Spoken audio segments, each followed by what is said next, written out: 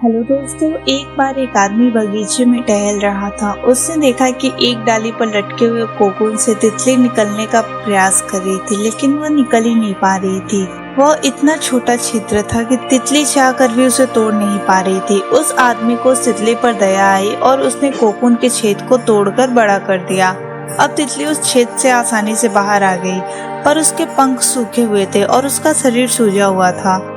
वो आदमी अपनी दया और जल्दबाजी में समझ नहीं पाया कि कोकून से निकलने की प्रक्रिया को प्रकृति ने इतना कठोर इसलिए बनाया है ताकि तितली के शरीर में मौजूद तरल तत्व उसके पंखों तक पहुंच सके और वह एक छेद से बाहर निकलते ही उड़ सके। दोस्तों, बिना संघर्ष और परिश्रम के हम उतने मजबूत नहीं बन पाते जितनी की हमारी क्षमता होती है। अतः जीवन में आने वाले कठिन पलों को सकारात्मक दृष्टि से देखिए।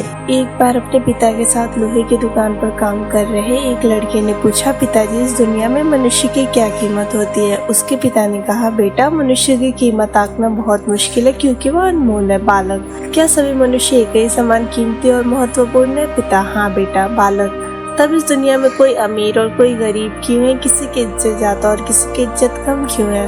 पिता सवाल सुनकर कुछ देर शांत रहते हैं, फिर कहते हैं कि बेटा, स्टोर रूम में रखा लोहे का रॉड ले आओ। बेटा रॉड लाता है। तब पिता पूछते हैं कि इसकी क्या कीमत होगी? बेटा, 200 रुपए। पिता, अगर मैं इसके कई छोटी छोटी कीलें बना तो इसकी कीमत क्या होगी? बेटा, लगभग 500 रुपए। पिता, अगर मैं इस रॉड से घड़ी की कई छोटी सुइयां बना दूं, इसकी कीमत तब क्या होगी? बेटा उत्साहित होकर कहता है कि पिताजी, तब तो ये बहुत महंगी बिकेगी।